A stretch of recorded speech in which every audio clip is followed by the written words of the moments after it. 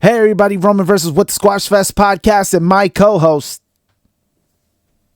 You took away my thunder because I was going to say you had at least 200. I was going to say you have at least 200 times to see me be hilarious from the start of this podcast. It's the boy Harm. Okay. Why do we have at least 200 hilarious moments, Jay? I don't know. Why do we have at least 200 moments? Oh my God, because this is episode 100, so there's at least been 200 times where I've been absolutely wonderful and hilarious in this podcast. I can't stand you. So, oh my God. This guy. I hate you so much. And it's been 100 episodes of this. No, no clapping. So for today's episode, everybody, I wanted to do something a little different, something a little special. So we definitely invited a guest. What up, Mac? It's your boy K5. What's going on? Hey, yo. I'm out here. I'm out here. What was that? This corny guy next to me with dude, your math is not mathing, my boy. Yeah, I was going to say, sorry. how you get 200 from 100? It's 100 episodes, bro. Not 200. Which means there's been at least twice in every episode where everybody you've taken me and made it a viral clip out of it. You need to get jumped. I feel like I'm being conservative on that number. That's insane. Okay. So, Elimination Chamber. Overall, pretty good show. It kept me entertained. I say it's a pretty good show because before this, even when we were looking at both of the Elimination Chamber matches, I know that I kept saying that I was underwhelmed with the participants.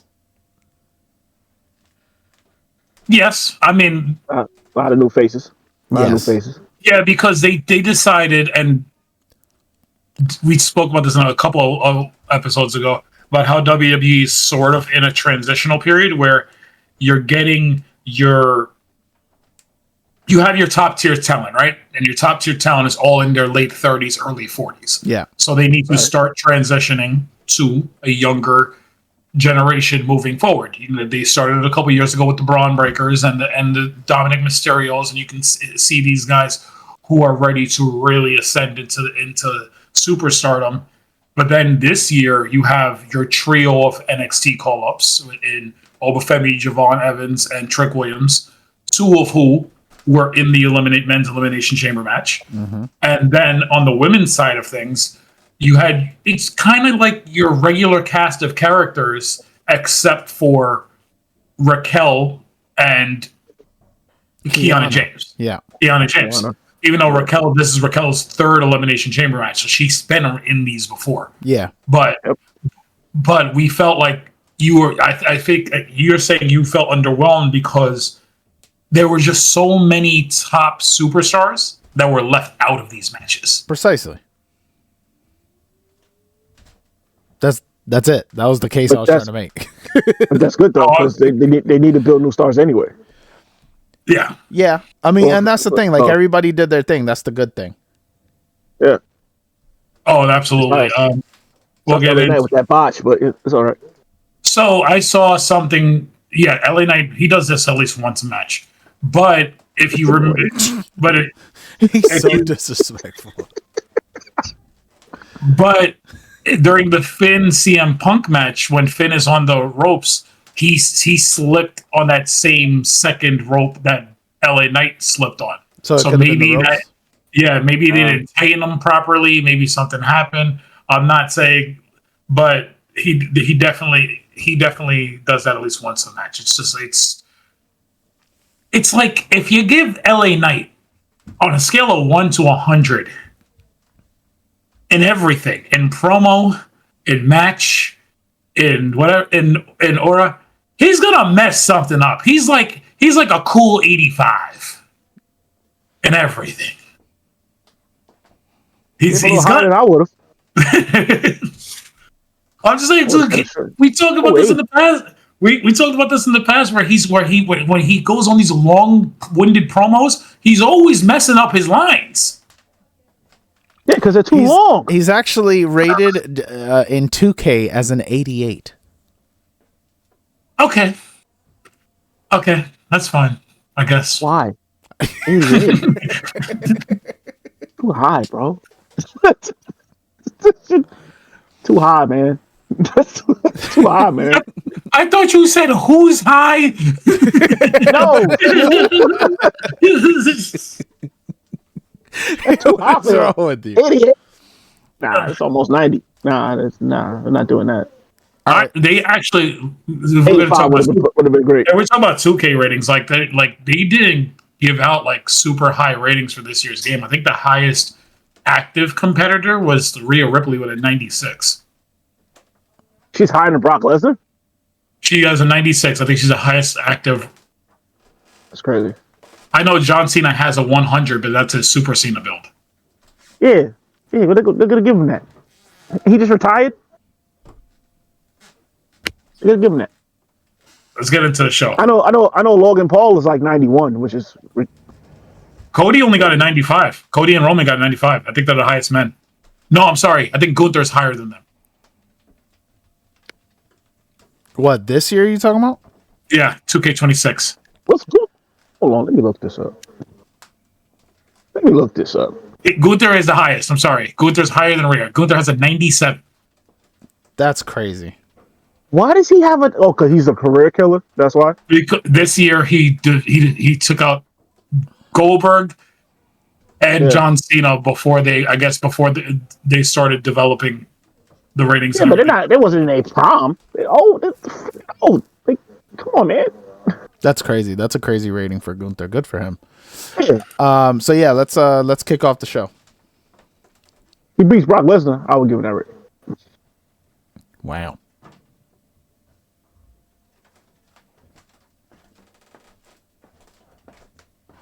Waiting on you, Mr. Ginger.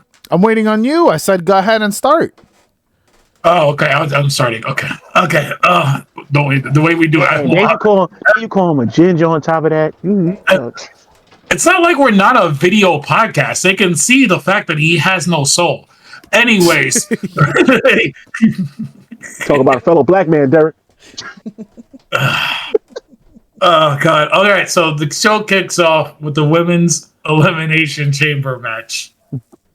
And it is Rhea Ripley, Alexa Bliss, Tiffany Stratton, Raquel Rodriguez, Asuka, and Kiana James. Mm-hmm. And first two out are Kiana James and Tiffany Stratton. They start off the match. This was a solid enough match. I think this was the better of the two elimination chamber matches. All the women put on a really good show. Kiana has been doing such great work lately. She really has earned her spot in the higher mid card, lower championship level. She should be there now. I mean, storyline, she should be giving it up to Julia. We keep talking about this, but just on a performance level, she's been doing great work. The star of this whole match, though, can we give it up for Raquel Rodriguez? She was amazing. Even in defeat, she... Hold on. MVP of the match. This guy with the claps. It's crazy. It's innovation. It's crazy. So, yeah, she was amazing. That running power slam she did on, I think it was Kiana, running through the chamber pods and then stacking both Kiana and Asuka to get the double elimination just shows that they're finally understanding how to book her as a powerhouse. Mm-hmm. Alexa was the first eliminated. She was trying to hit Twisted Bliss onto Kiana, and Asuka hits her with the mist, and Kiana gets the roll-up win, and so Alexa gets the first eliminated. Then, like I said, Raquel eliminates Kiana and Asuka. Ends up the final two. It ends up being Rhea Ripley and crap. Rhea Ripley, Tiffany Stratton, because Tiffany Stratton takes out Raquel Rodriguez with the prettiest moonsault ever. And at this point, we had picked as a show Tiffany Stratton to win this match. It made the most storyline sense. Tiffany versus Jade again to get her title back. But WWE said, nah, we need to sell some tickets. Yeah, they hit us. They hit us with a swerve a couple of times last night. Austin. They said, we need to sell some tickets because no one has any money. So our ticket sales are down in Las Vegas. So how do we motivate it? We take one of our biggest stars and we're gonna have her win this match. So Rhea Ripley hits Riptide onto Tiffany Stratton to get the win, and we're gonna get Rhea versus Jade for the SmackDown Women's Championship, which I think is her first time ever. Yes, it is the first time ever because Rhea's been on Raw. One. All right, so how do you think the promo work is going to be for this That was terrible. I just want to. The delay. Just like, how? Yeah, we gotta act like it's. I'm in my ear, like. Go ahead. Rhea's gonna carry it. Rhea has to carry this. Absolutely. Jade. So most times I disagree with Derek because he loves to just bash on Jade. However, I agree with his sentiments here. Rhea is going to have to carry that match. And I think promo work. The promo work and the match, realistically. Just because she's still, I'm not going to say she's green because she's not green, but she still has like moments. Yeah, she has moments where she'll drop the ball. But whenever she's in there with like a really strong vet, she puts on really good matches. But when she's in there with someone that like a Tiffany Stratton or somebody like this, like they can't carry her. That's when the matches are bad. So I agree with that's probably why they're not doing her in Tiff at WrestleMania. Which is probably why. They need a vet with her. Yeah. Well, it's twofold why they're not doing Tiffany at Mania. The first part is what you said. Is like they want to have a really good match for Jade.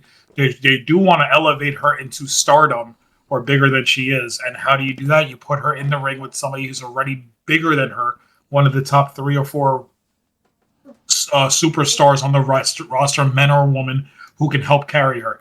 The second reason you don't do Tiffany is I don't think Tiffany is at the level of stardom or to the level that they would like. Like Tiffany is fine in ring. She's a good wrestler. But I think when they turned her babyface, they envisioned this iconic Charlotte Flair style rise for Tiffany. And she's just not there yet. Like fans aren't truly behind Tiffany 100%.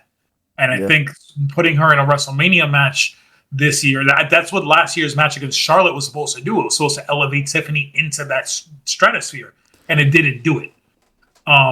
So having her and Jade, it's not a marquee match. So having Rhea and Jade, now you're talking about a marquee match. Which is also what leads into point 3, I think. Remember, they're still struggling to sell tickets.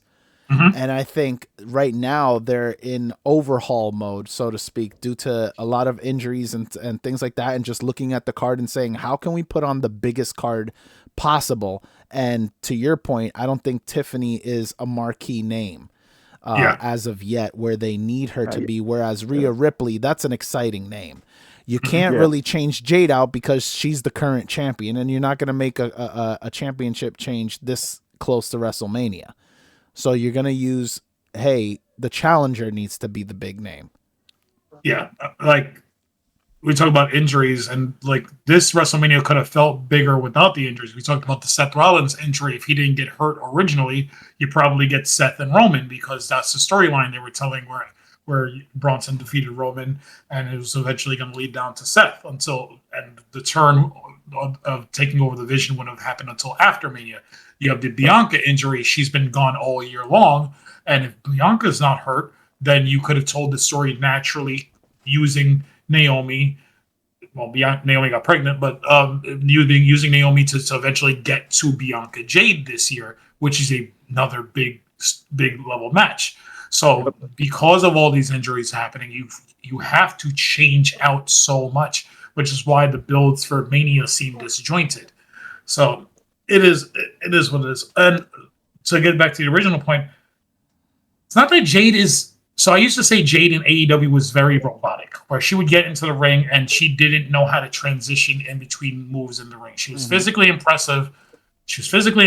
But the matches just weren't good because she was still learning wrestling once a week because AEW didn't do house shows.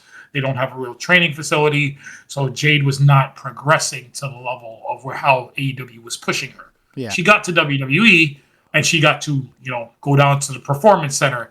Before DB, Daniel Bryan was training her in AEW, but she got to actually train with real wrestlers here before she made her main roster debut. And then she got to be on house shows. She got to be in a tag team with Bianca Belair. She got to learn her craft. She's still learning her craft. And everything just froze. Will it come back? That is the question.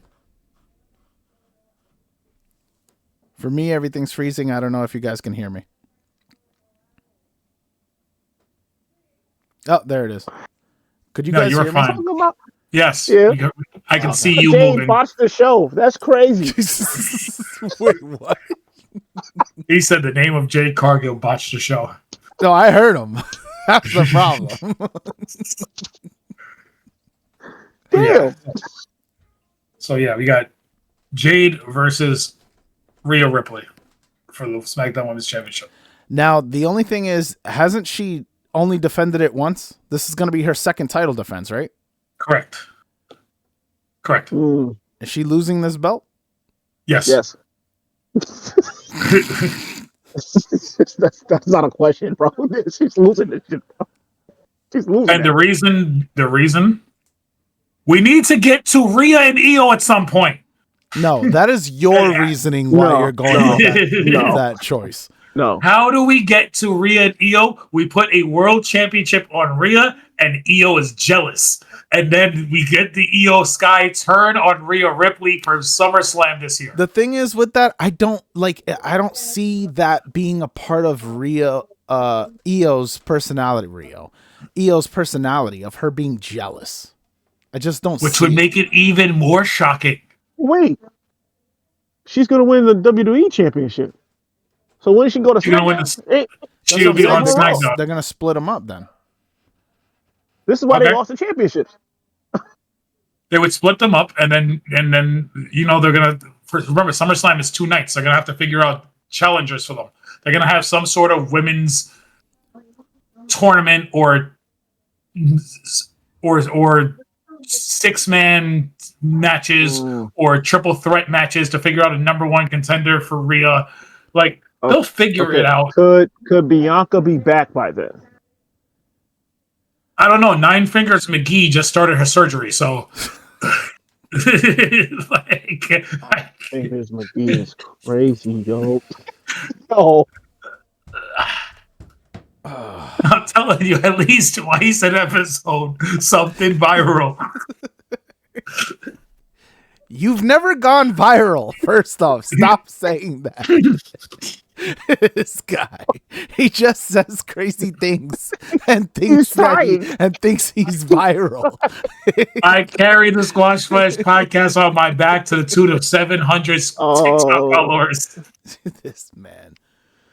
Oh my God. So you're trying to say something cringe to go viral, ain't you? I can't believe what this guy said. Look. I don't know if he's trying to go viral and cancel us at the same time, but he's he's trying to kamikaze our way into fame.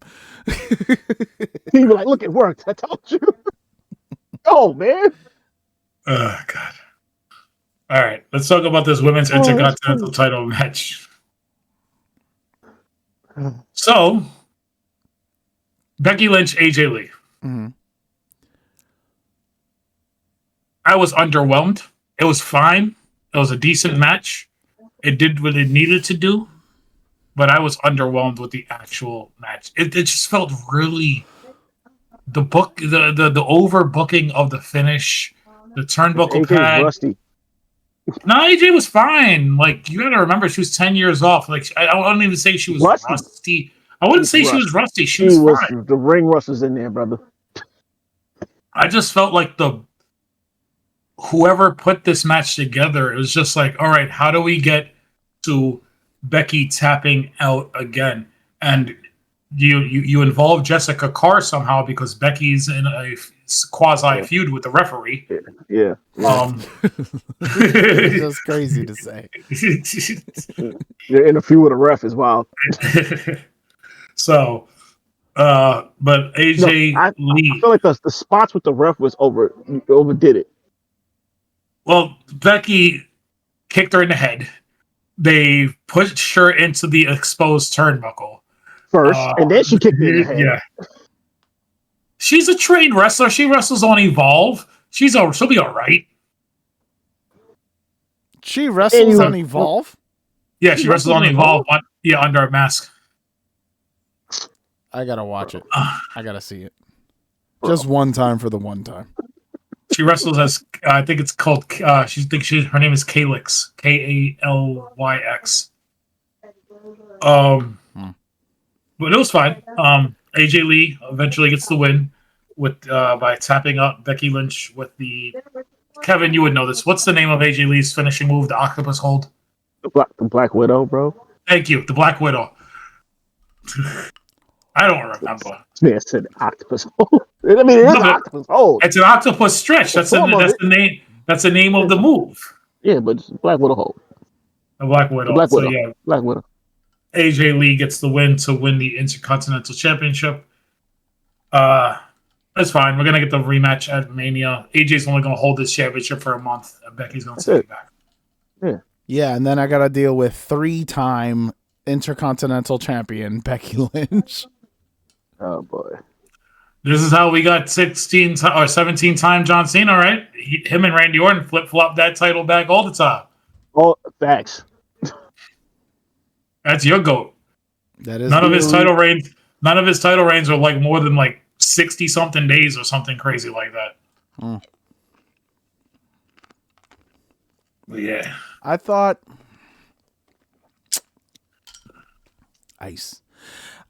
this match was solid. It didn't do anything. Let me say what I really want to say. I've been saying it, but I'm going to continue saying it. AJ Lee can go home. I'm over it. I'm over it. I don't understand. This is, you know what this is? This is literally CM Punk for me. Because when he first came back, that's all Derek kept saying was, I don't see it. I don't get it. I mean, I do get it, but I don't get it. Why everybody's so over on this guy. And then he's a watered down version and so on and so forth. Right? So people like CM Punk. He's not my thing. I understand that. So that's what I'm saying. So this is a person who, I get it, in their hey, they were great. Now, not so great. Clearly, there has been some fall off, right? My thing is that this is a feud that has lasted 6 months. This was their first singles match, and I'm just over the feud already. However, because AJ won the title, now I also know that this feud is going to continue. It's going to be another 7-8 months of this.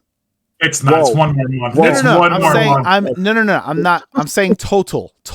I'm not saying. You said another. You said another. I apologize. You ain't say another month. I apologize. 7-8 months. So it's another month or two of this garbage. Right. Okay, because I'm over it. But I'm also over Becky being the Intercontinental Champion. Very much so. She needs to go back into the world title picture. Let the younger talent fight for the title. The Intercontinental Championship should be between Natty and Maxine. That should be the storyline. I don't want to see that either, bro. I understand Natty because I want to see her thrive. I don't want to see Maxine, bro. Why am I'm replacing AJ Lee with Maxine is what you're telling me for TV spot time? I'm not doing that. No. I'm not doing that. I'd rather deal with this watered down mess. Oh, give Jordan Grace he's so disrespectful. I'm just saying, it's true. They've done a really good job building Maxine. Oh, they did a good job building Maxine.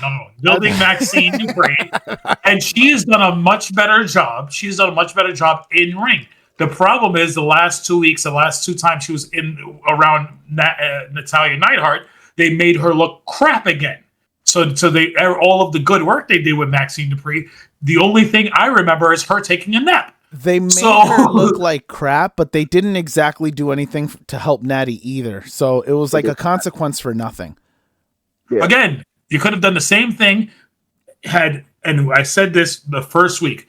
Once you turn Natalia Neidhart into Natty, all you had to do was have her ground and pound Maxine and have her beat her down that way. You make Natty look really strong, and you make Maxine look weak versus Natty. So that way, eventually, when Maxine gets the one-up on Natty, it looks good. But no, they decided, Natty, fight her off and kick her into the post. Maxine, look like a cartoon character, take the post incorrectly, and then take a nap. Like, that's what happened.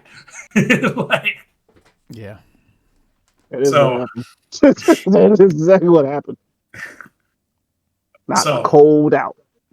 So I think Becky wins at Mania. She takes the title back from AJ Lee. You're gonna have somebody take the title off of Becky, some babyface, whether it be Lyra again or Bayley or somebody, and then Natty can take the title off of them, and then we'll get back to Maxine and Natty for the title. Because Bayley will be a good option. Yeah. That's the only way I can see you getting this title back to a relevant point. AJ Lee's great. I love AJ. I think she, after having 10 years off, she looked really good in that match. I just thought the booking of the match was not overdone. Yeah. I was fine with the wrestling. I'm over the story. Right. Actually, I'm happy for AJ. Again, I said this during the Raw review. I said this during the Raw review. If you would have told me in 2021 that CM Punk, we were going to get a CM Punk World Championship reign in WWE, I would have had you drug tested. Now, if you would have told me in 2025, we're going to get both members of the Phil Brooks household holding championship gold. 2026. No, if you would have told me in 2025 that we were going to get 2026, we were going to get both members of the Phil Brooks household holding gold at the same time, I would have asked you to put down the meth pipe, because both of them had said they never wanted to go back to WWE. I understand it was under a previous regime. They weren't happy working for Vince. Punk never had a good relationship with Hunter the first time around, and they had to mend those fences. But both of them coming back and being champions at the same time in 2026 is an absolute wrestling crazy story. Anything can happen in wrestling. It could be its own. This is what they talk about. It could literally be its own episode of WWE Unreal or WWE documentary. Right. And this is why you never say never in wrestling. Because look what happened. All the shots Punk took at WWE, even when he was in AEW. Right. Go ahead and main event on night one of a buy one get 3 free extravaganza. All right. So then we get our not main event, our only World Heavyweight Championship match. I just had a mental block between CM Punk and Finn Balor. Good match. It was just too slow. Their Raw match was better. Their Raw match in Ireland was definitely better than this one. There was no time in this match. Well, there was no time going into this match. I thought Finn had an opportunity to win. But at least when they were in Ireland, they gave Finn. I thought so. Right. They gave him those moments in the Monday Night Raw match in Ireland. Like, maybe they're actually going to pull off the shocker here. Maybe they're going to do it for a week and then Punk gets it back at the pay-per-view. Maybe they're going to pop the Ireland crowd. This was not happening in Chicago. This was just, we need to get Punk on the show in Chicago. What do we do? Who can we put him up against in a little feud that's not going to hurt anybody? And they came up with Finn Balor. And it's disrespectful. Honestly, what you just said, that's what I thought they was going to do. Let Finn get the title then. Maybe with Judgment Day's help, because that could be the whole story by itself. He didn't want their help, and then Punk could be like, well, you can't win one without the help, and then they go to Chicago. He does it solo, and he loses. I don't know. It would make sense. What would have made more sense is if Finn lost his title because of the Judgment Day. So me and D were talking about that. We were expecting at some point Dom or JD to come out, either act like they were going to help him and cost him, or accidentally cost him. And either way, that's how you start the rift and the breakup of the Judgment Day. Because they teased it all of last year, and then due to injuries, they couldn't go through with it, I guess. But it's like, it's not happening. That part of the story just isn't progressing. It's still in the same state that it was. It's like frozen in time or something. And it's they needed a catalyst, and this could have been the catalyst. This could have been the catalyst, because then now, guess what? Automatically, if they would have done that, there's another match for another marquee match for WrestleMania is Finn versus Dominic Mysterio. And I still think we'll get there. I think you still do Finn Dom at Mania, but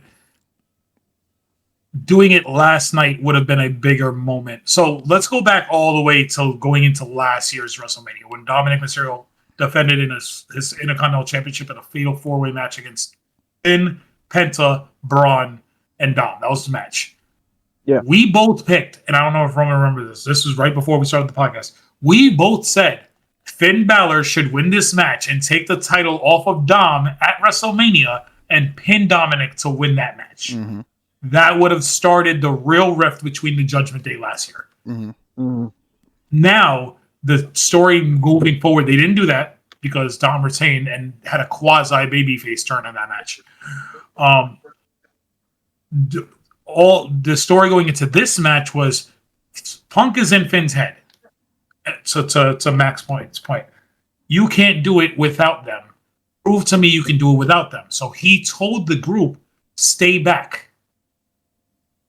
They listened, and then they even had the moment in the match where he couldn't put Punk down.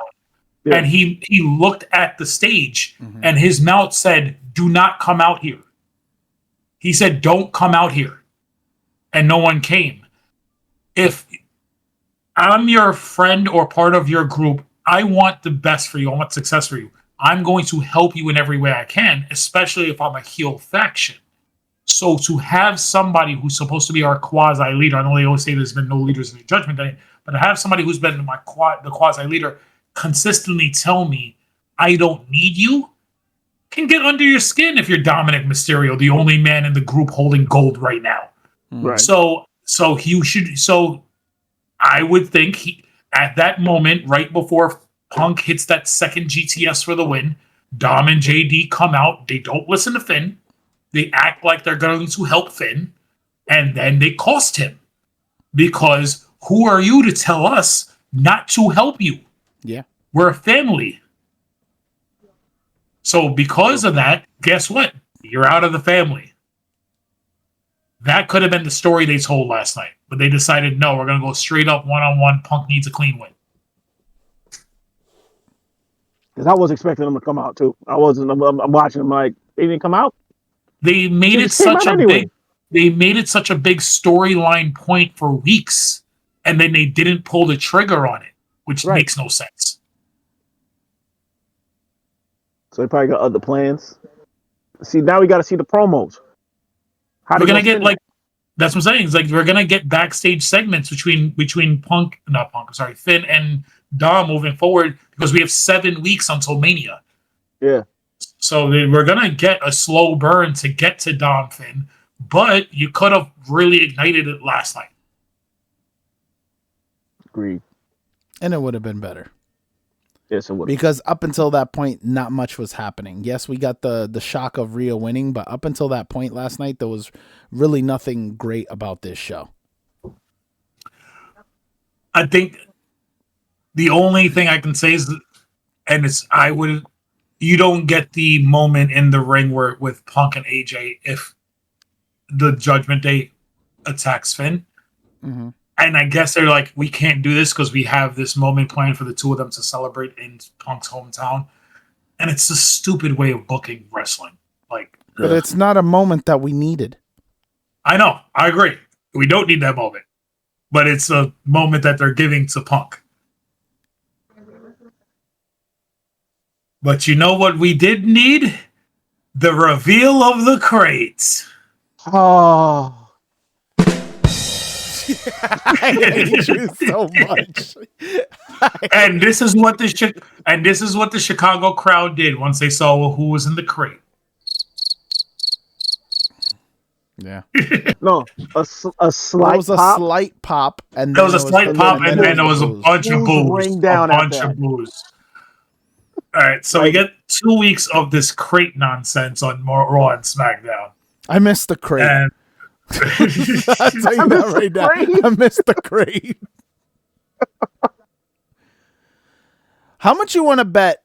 How much you want to bet that somehow he's going to interact with Johnny Gargano? That would be hilarious. It's like, you! I curse you! So here's the thing. So we're not going to get into it. Pierce and British Adam Pierce get on the ring, and they take and they open the crate, and there's a coffin inside the crate, and it takes a while. Undertaker. I'm like, Undertaker. Well, I had spoiled it earlier in the week because the betting odds had come out. The betting odds had come out and said it's most likely going to be Danhausen. So those are coffin in the crate, and I'm like, this is either. I was thinking when I saw the coffin, Undertaker or Aleister Black or something's going to happen. But then he's already there. Technically, Aleister Black is still a vampire. It doesn't make any sense. Oh. But okay. He's a vampire. He's Dracula. They even have the little thing that picks him up when he's coming into the stage now. I got nothing.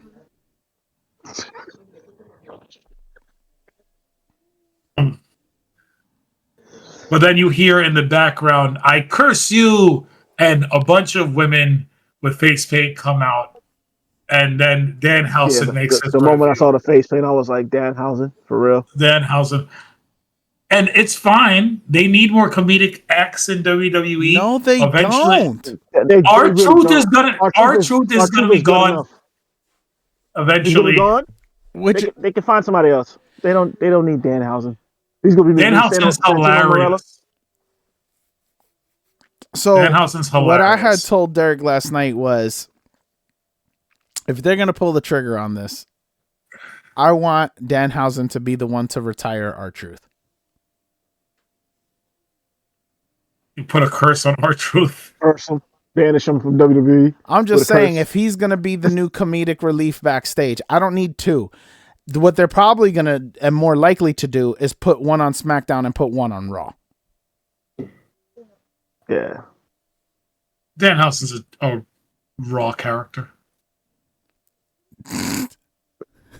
He's definitely a Raw character. He's more of a Smack. He might be more of a SmackDown character, bro. No, you got Truth over on SmackDown because he's hanging out with his buddy Damian Priest. You could put Danhausen on Raw. Okay, whatever. Either way, I think they split them up, have one on each show for comedic relief. But me personally, I think it would be good storytelling if we had him in a little feud with R-Truth and have him be the retirer. Hey, WrestleMania match. R-Truth Danhausen. No. That's a pre-show. We don't need that. That's a pre-show. We don't need. Didn't they used to put on matches before the pre-show? Yeah. No, in the pre-show. No, before the pre-show. No. There was never a before the pre-show? Yeah. No. There were never pre-show matches. There should be. And this would be that. No. Match.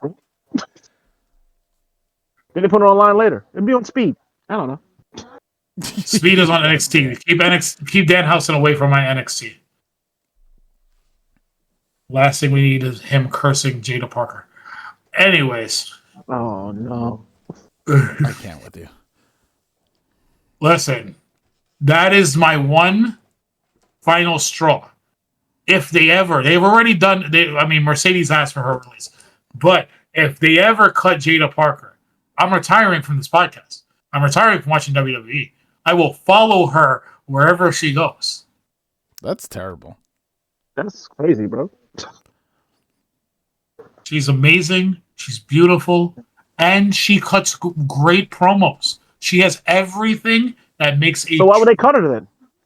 Because it's WWE and they're stupid. Yeah, I was going to say, they've done dumb things like that in the past. Yeah, never mind. I don't think they're going to cut her, though. That'd be good. If you can have Jade Cargill as a champion, I don't think you should cut this way. You know what I'm saying? Yeah. Let's talk about the men's elimination chamber match. We had Randy Orton, LA Knight, Trick Williams, Javon Evans, Mr. Bouncy, Cody Rhodes, and Logan Paul. And the match kicks off with Cody Rhodes and Javon Evans starting the match. And Jay, what is the number one thing people should never do when they're facing each other in a wrestling match? Wear the same attire. Here we go. Thank you, Mac, for answering for him. I told him while we were watching it, I was like, this was their main point of contention was that everybody looked like a tag team.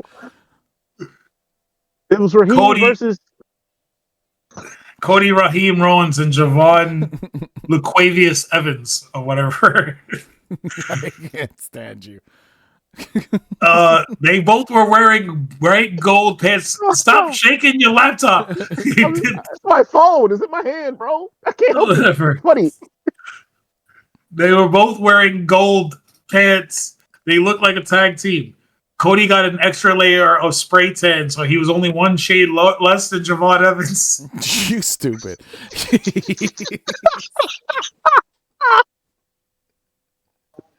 And then Trick Williams is standing there wearing white trunks with gold knee pads. What are we doing? Why are 3 people in this match all wearing gold? They all had gold on. The new nation of domination. Cody can lead Cody can be The Rock because The Rock wasn't truly black in the nation. Cody can be the Owen Hart.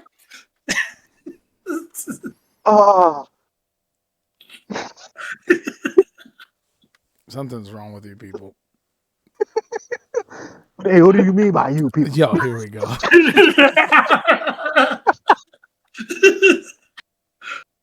Episode 101 where our host gets...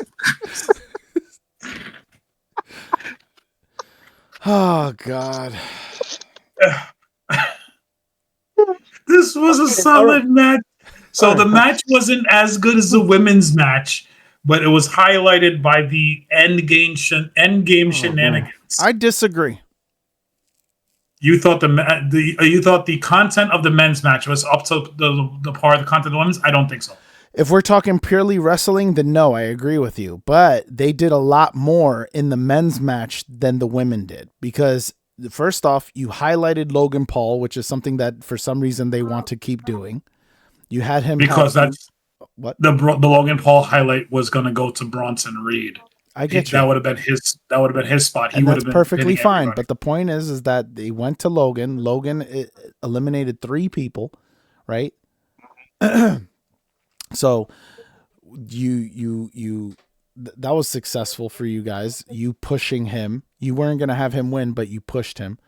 Then you had the masked man thing because again, this is something that they've been doing for weeks, for however long, and we thought it was at this point corny and dead in the water, so to speak. Yep. And they were able to bring it home with the reveal of Seth, right? So you continue that story of Seth now going after the Vision, which me and Derek said, if you bring back Seth at this point, Braun Breaker, it cannot be far from back to health.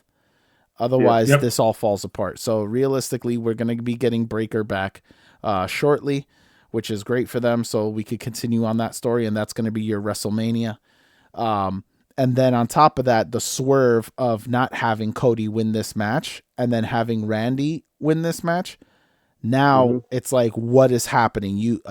That's why I said the men's match wasn't as good as the women's, but the end game shenanigans made it enjoyable. That's what the women's match content wise was better start to finish. I think in terms of wrestling, yes, you have a point, but in terms of what is the ultimate goal here in WWE, this ain't AEW. It's not about the wrestling. It's about the story in WWE. So realistically, how many stories were told in the women's match? Just the one. Okay, then. How many stories were in the men's match? Multiple stories. Three. Yeah. The end. I rest my case. Mac? Yeah. But we're not arguing this. What you're saying exemplifies what I said. The women's match was better, but the men's match got us excited. I disagreed with you on which one was better, and I'm saying based off story. On a wrestling standpoint, he's talking about that's what I story wise. Exactly. Going from Mania, because remember, this is all story into Mania. We're trying to build. So as a build wise, the men's match was better. Because again, you have multiple stories going on in that match. Yeah, but I look at matches from start to finish, and which one did I enjoy watching more? And it was the women's match. I mean, that's cool. You could do that. There's nothing wrong with doing that. But story wise, no, I agree. The stories coming out of the men's match get me more intrigued. This is what the focus is, while trying to also have a good wrestling match. Which the men was decent, but there was still a lot of hiccups. There was a lot to be left on the table. Besides the frog splash off the top of the cage, I was expecting Javon to do something. I was expecting Javon to do something crazy. I was underwhelmed because again, we said from the beginning his inclusion was strictly so he could do some crazy stuff in that match, a la Montez Ford years ago, and that did not happen. Much. No, he didn't. I thought he was going to go more up on top of the cage and then do some crazy maneuver. Was it Montez who climbed the top and just threw himself in the middle? Yeah. I thought he was going to do something like that. I was like, oh, he's about to do something crazy. I even said, I'm like, oh, he's about to do something crazy. And he just did a regular frog splash. I'm like, what? Well, come on, bro. That's it?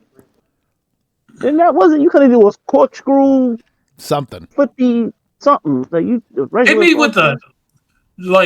try to do your OG cutter from the top of one of the eliminate, even if it's not him. Would have been try to hit your OG cutter from the top of that. Yes, that would have been crazy. Or try to do something and try to figure out how Randy can catch you into a cutter using your athleticism. Yeah. Something But yeah, that would have probably made the match if you probably would have made the match. If you had this something have Randy Orton counter that from you going all the way up top. Oh. Mm-hmm. That would have been so Logan Paul, we're just going to go to the eliminations. Logan Paul eventually eliminates 3 people. He eliminates LA Knight, he eliminates Javon Evans, and he eliminates Trick Williams, leaving Logan, Cody, and Randy as the final 3. So I didn't think about this when we were watching it. So the first masked man comes, and it's another, jobber, jabroni, random. But he starts climbing the cage. Which I thought was stupid. We were watching it again. We were rewatching it, me and Kevin. And I was like, why he decided to climb the cage and not just go in made no sense to me. But I understand the whole point of him was just to get caught. Distraction, yeah. It's an elimination chamber match. There's no the cage has a roof. Over. There's nothing to go in. That's what I'm saying. It made no sense. And I would have understood if it was a regular steel cage match. He's just trying to climb in. No, he's just climbing the side of a cage that there's no entrance to. What are you doing? So he gets pulled off. Adam Pearce pulls the hood off, and he's yelling at him, "Who are you?" And as Trick Williams sold this great because Trick had gotten eliminated, but he had to take his time to get out of the chamber, so that way they left the door open this entire time. So he's sitting there, and you see another masked man walking in, and I immediately, movement-wise, size-wise, I'm like, oh, that's Seth this time. It's Seth Rollins. You can see it right away. Yeah. So he comes in, he super kicks LA in the gut, he hits stomp. Cody crawls into the pin. Seth reveals himself and stares at Cody, which is another nice little piece of storytelling, because Seth had told Cody, I will never help you again. That was a one-time thing when I helped you at WrestleMania 40 because we needed to take down Roman Reigns. But I will never do that again. And reluctantly, by taking down the Vision in that match, he had to help Cody Rhodes. So it told a different story. That's what that little stare down was. Well, you could say that's story number 4. Yeah. There you go. Because if Cody gets that title, if Cody gets the championship, you can go right back into Seth Cody after, or something, after Mania. And on top of that, Seth has never beaten Cody yet. Never 1-on-1. At least in this run of Cody. Right. Since he's been back. Yeah, that's another story being told right there. Yeah. So the reason, and you said they're content on pushing Logan Paul. They had to have Logan Paul get those 3 pinfalls because they wanted to do the Seth Rollins reveal. So Logan had to look strong, and Seth had to be the person to cost the Vision. It wasn't that they wanted to push Logan Paul because this would have been a Bronson Reed spot. They needed someone from the Vision to look like they may actually win the match and go on to Mania and challenge for a title, and Seth needed to be the guy to stop them in doing so. So this wasn't a Logan Paul thing. This was more of a Vision overall storyline. So then it leaves us with Cody and Randy. I think 2 things can be true at the same time. If it weren't going to be, if they would have put Austin Theory in that spot instead of Logan Paul, Austin Theory would have been the man with 3 pinfalls. I disagree. I don't think they would have done that. I definitely disagree. I don't think they would have put Austin Theory in that spot, because I'm still holding out hope that Austin Theory is a plant for Seth Rollins, but that storyline looks like it's long and gone at this point. That looks long and gone. But I like I said, it was going to be any member of that Vision. If Braun had not gotten hurt, Braun might have been in that spot, and then Seth would have stomped Braun. If Bronson wouldn't have gotten hurt, Bronson would have been in that spot, and Seth would have stomped Bronson. Either way, it was going to be a member of the Vision that Seth cost in that role. Mm-hmm. So Logan just happened to be the last man standing because they're all made out of paper mache. Anyways, so then we get Cody or Randy face off. The door is still open because Seth took forever to get out the ring, and Drew runs in and hits Cody with the belt, starts beating down Cody. Randy pulls Drew off, hits an RKO on Drew. He pops up. Cody hits Crossroads onto Drew, and immediately Randy hits RKO onto Cody Rhodes and gets the pinfall. And the 3 count. Randy Orton is your Elimination Chamber winner, and he's going on to face Drew McIntyre or whoever is going to be champion at Mania, because in the post show, we find out that Nick Aldis, so I was watching it, Nick Aldis and Randy Orton had Drew McIntyre had a face-to-face. They were yelling at each other, and they had to be separated. And then the stage where Big E, Peter Rosenberg, and not Kathy Kelly, the other one, the Canadian. Mm. Kevin, what's the other ones? The Jackie Redmond. Redmond are sitting. I forgot her name. Nick Aldis gets a microphone and says, "I'm tired of this, Drew. I told you to go home. I told you not to get involved. Since you want to get involved, I don't care about any stipulations or clauses. This coming Friday, since you cost Cody his match this coming Friday, it's going to be 1-on-1 for the WWE Undisputed Championship. Cody Rhodes, Drew McIntyre, and we're going to be done with this." And then Drew comes and they argue and they walk off. That is their arguing. So now several things. Now, go ahead. My fault, Jay. Now, remember what I told you, Derek, before in our group chat? I was like, you ain't gonna make it to Mania's title as a champion.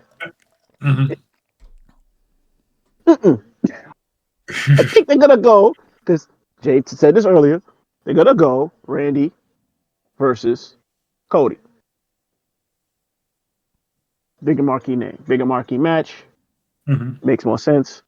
Now, what they're gonna do with Drew, don't know. They could have Jacob Fatu Yeah, that's what I cost him was the thinking. championship. Well, not even with On championship in SmackDown. mind. I think just as a match, as a grudge match at Mania. No, what he was saying is Jacob cost Drew the title on Friday. Oh. Cody win it, and Because then he's so obsessed with Drew McIntyre himself. But here's my question: if you do that, And he also makes up for costing Cody in the first place. Exactly. And then what do you do with Roman versus the Ginger's doppelganger Sami Zayn at WrestleMania? What? What do you do with your doppelganger at WrestleMania? Okay, because I was confused by what you said. Yeah, you said Roman. Yeah. I said, what do you do with Roman versus his doppelganger at WrestleMania? Roman. Yeah, it threw again. It just threw us off with the way you said it. Yeah, but Roman. Okay. Interject him into the match. Because the whole point is Sammy was semi beefing with Jacob right now on SmackDown, and the whole argument between them was they were saying how it looked like Drew was helping and so on and so forth. So you go Drew, Jacob, and Sammy triple threat at Mania? Yeah, why not? I can see that, but I would also have Sammy cost Cody the title at Mania.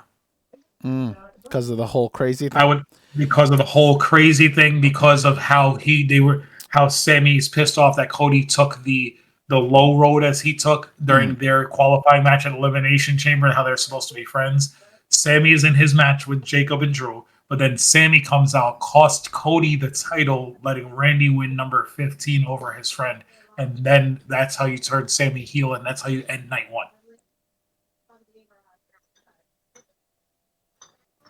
I don't like it because we've already talked about this. I don't like the idea of Sammy turning heel. But I do like the idea of that storytelling of what you're saying, which is it's the same way Cody won that qualifying match with Sammy technically saving him and then him hitting a crossroads. That's exactly what happened to him last night with Randy Orton coming for the save and then hitting him with an RKO.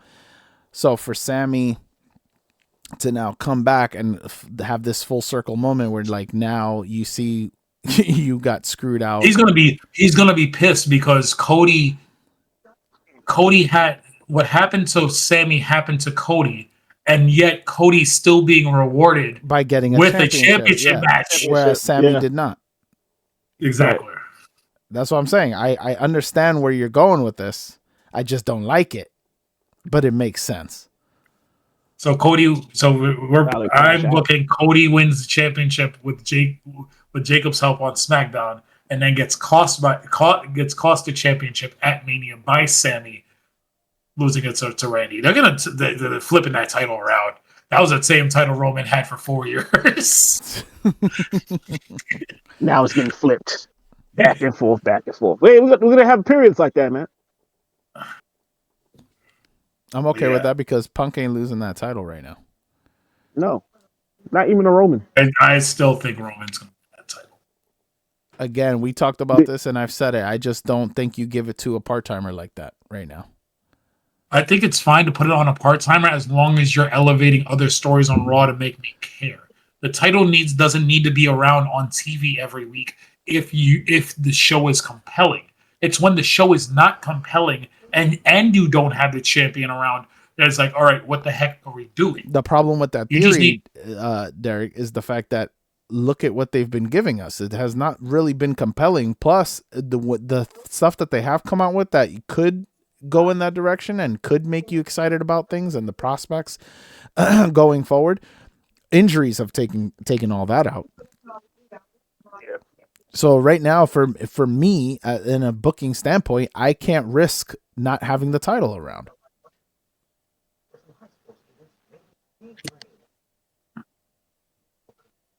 He's thinking. Yeah. he had to lay his head on his shoulder. I was buffering. I was trying to think. Of a way that doesn't sound super disrespectful to CM Punk, while also disrespecting CM Punk. I was going to say, is having the title not around any worse than having the title on Pepsi Phil?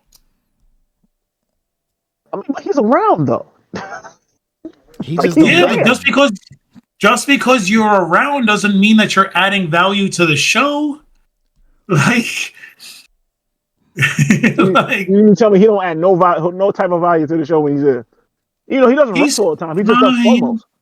He's fine. He's a watered down version of what he used to be. Like, he's not good. Like, I can't. Whenever he talks for 10 minutes, he's falling into Cody territory with me. But he's doing it more eloquently, where you can space out on a CM Punk promo for 10 minutes and still get the gist of it because he's not really saying nothing. This isn't Pipe Bomb Phil. This isn't 2013, 2012 CM Punk. This is corporate suit wearing, going to ESPN Phil Brooks, who's just telling the fans, I'm doing it for the universe, and you guys were chanting my name for 10 years, and I came back because of just you. say you want him to turn heel and get it over with. Like, right. I do. Punk should always be a heel. Punk should always be a heel. Punk should I'm just always saying, be like a he's heel. he's doing this. You're pulling a Phil Brooks right now. You're like filibustering your whole entire speech right now. You're saying nothing instead of just getting to your point. You're pulling a CM Punk right now. If Punk's not a heel, CM Harm. CM Harm. He's like, just turn heel already. He does. Like, he either needs to be a heel or he needs to be the anti-hero that's trying to take stuff down from the inside. That's the only compelling versions of CM Punk.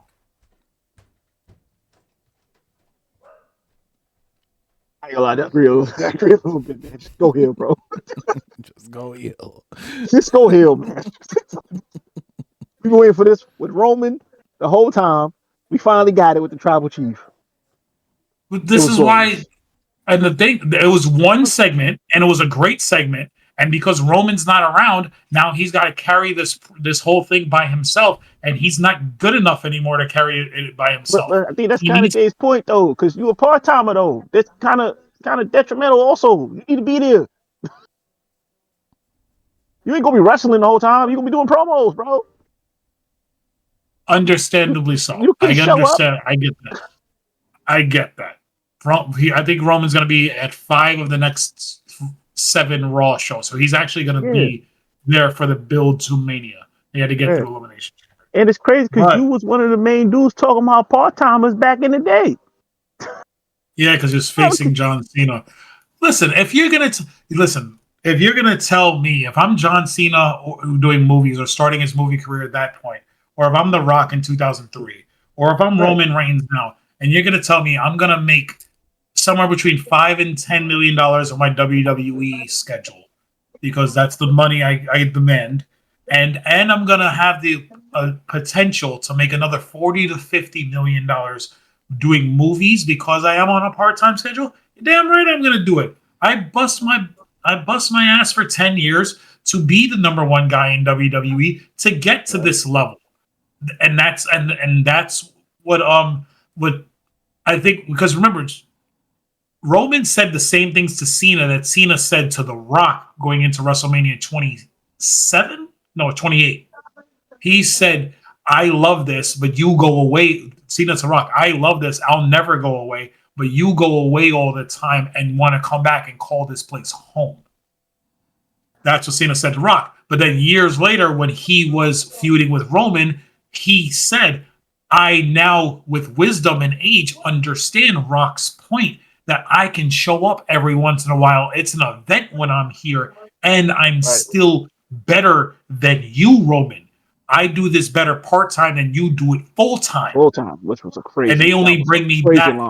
And they only bring me back because you can't do your job. Your job. Those are the lines that Cena said to Roman. That whole ring and say, "Oh," and that was a good promo. And during the Punk Roman segment, Roman kind of said the same thing to Punk when Punk said, "I make all the countries, I make all the towns, I love this," and Roman said, "I don't have to do all that. I've already done it, and when I come here, they know who the number one guy is. The only reason you have to do it is because you have guilt for leaving them for 10 years." Like, so it's full circle. So as they mature, Roman gets it. Yeah. What's that got to do with the fact that I don't need a part-timer having this goddamn time? We just went on. I went on 3 minutes long. I didn't answer your question at all. Like, what are we talking about here? Like, what is going on?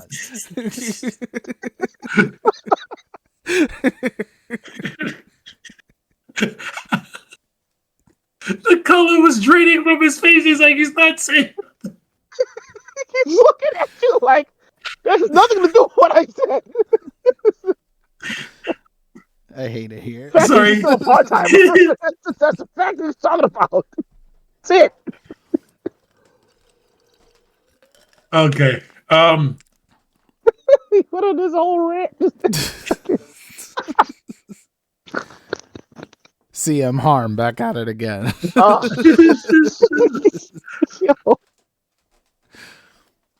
What's my catchphrase? My bad. Was that the truth again? You're so stupid. And that's a reality check. Holy shit. That's a reality check. It's so dumb. Those are all ChatGPT catchphrases, Kevin, from his character. Oh my god! Oh god! I'm gonna get that wig and do it for Halloween on our Halloween episode. Oh my goodness! I'm gonna dress up like reality check Ricky Riot.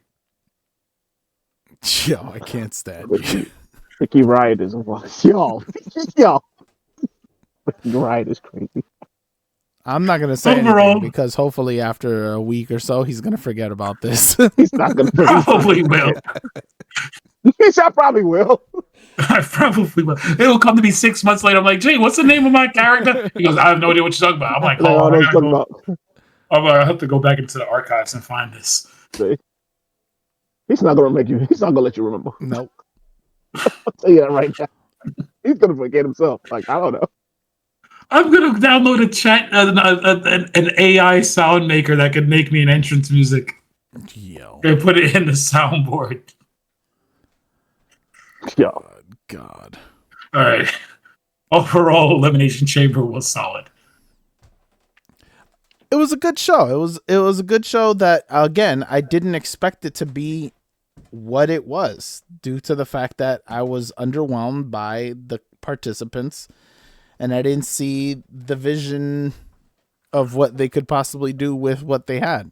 And they pulled out something solid. Mm-hmm.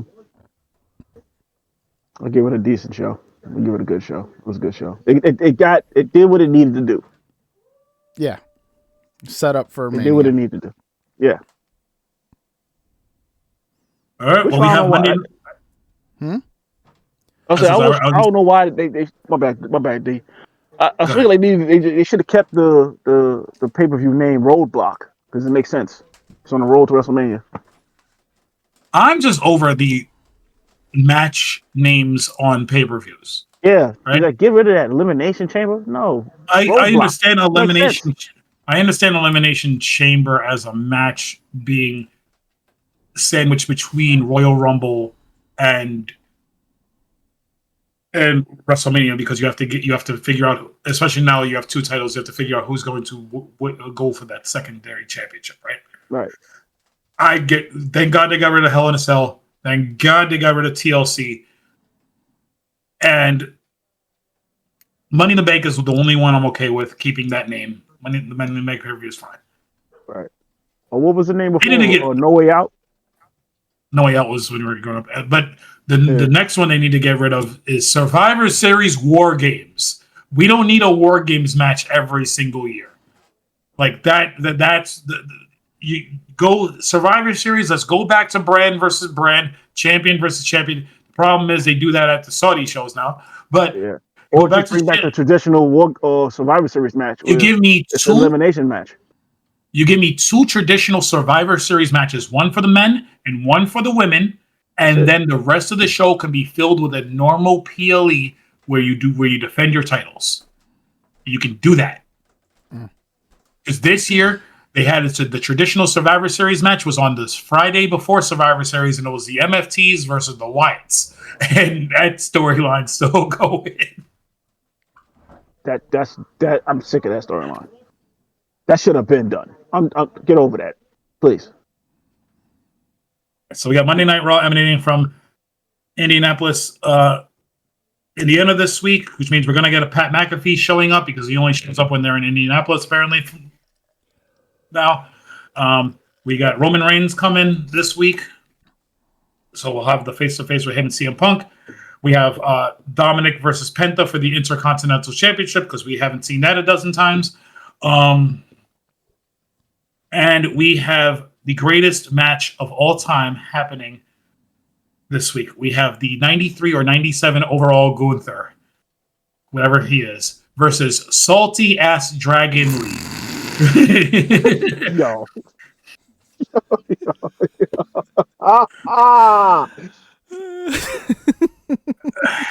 As soon as I heard why salty, I said, "Oh, yes. I know exactly what he's talking about." Salty oh gosh, it's hilarious. I'm ready for that match. Yeah, he better get a lot of offense in. Absolutely not. This better be 3 minutes and a choke out, bro. Like,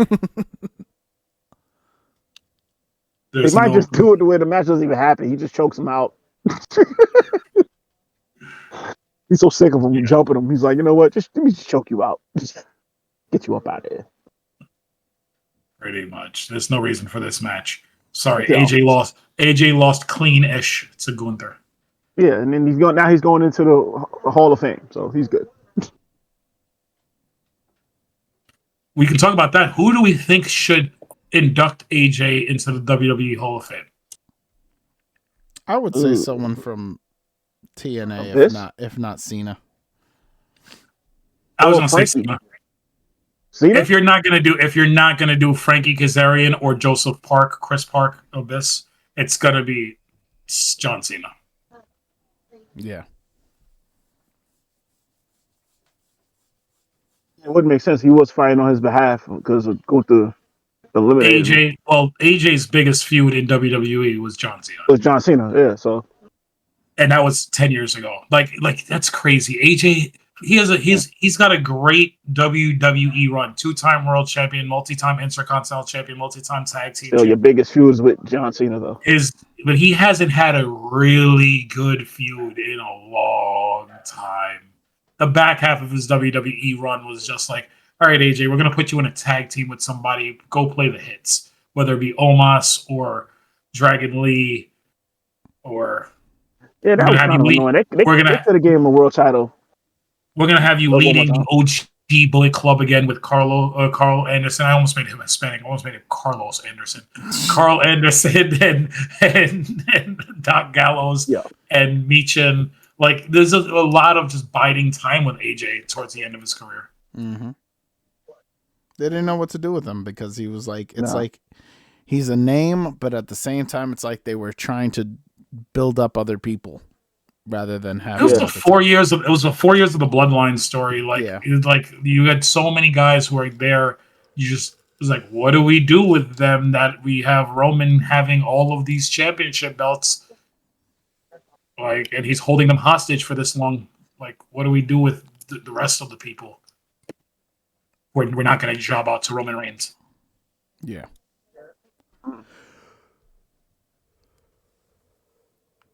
Well, do we want to do an NXT preview? No. Why do you do this every episode? Oh my goodness. And today's not Monday. I had a thought. Yes. We could do a side podcast, me and you, on an NXT preview where we're just talking about the women. Wow. Yo, that's how I would have thought. So I was thinking about the whole Danhausen situation, and I was like, it would have been great to have Obafemi just squash him, and then It'll be hilarious if Obafemi's in the ring and Danhausen comes out and tries to curse Obafemi. He just spine busters the crap out of him. just destroys him.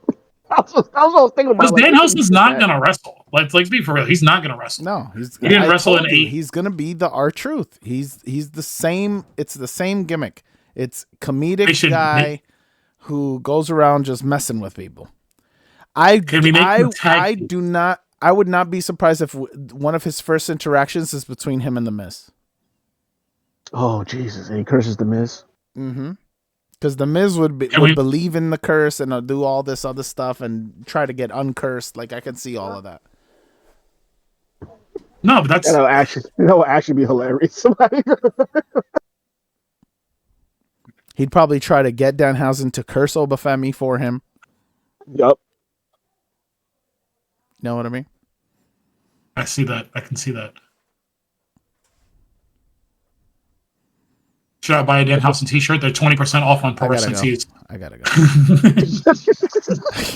I'm not doing this with you. I have a whole day planned. I'm out of here now. We're not doing this. Or nobody go outside. Just get some sunshine. Facts. Sunshine's overrated. Wow. But you would say that, Mr. Florida. Yeah, I know, right? Yeah. You haven't been dealing with blizzard storms and all this every other day. It was snowing this morning again. Right. Was it? Yes. Yeah. Apparently we're supposed to get another storm. It's like 75 degrees here.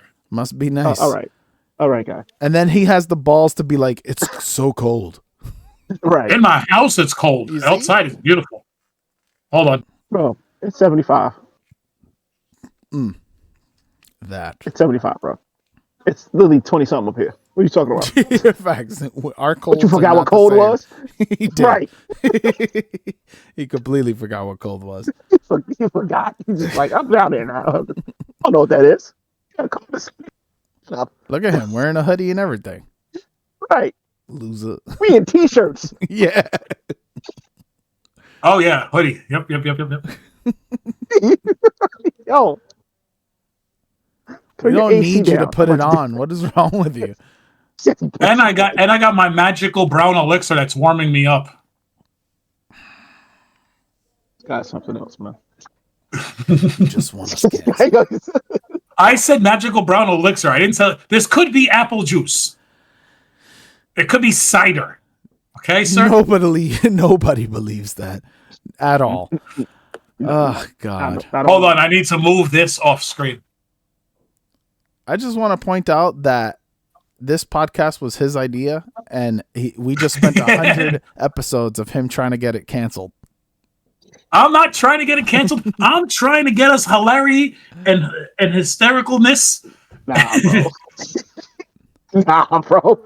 I'm trying to make this our podcast because we've known each other for 20-something years. All of us have known each other for 20-something years. Yeah.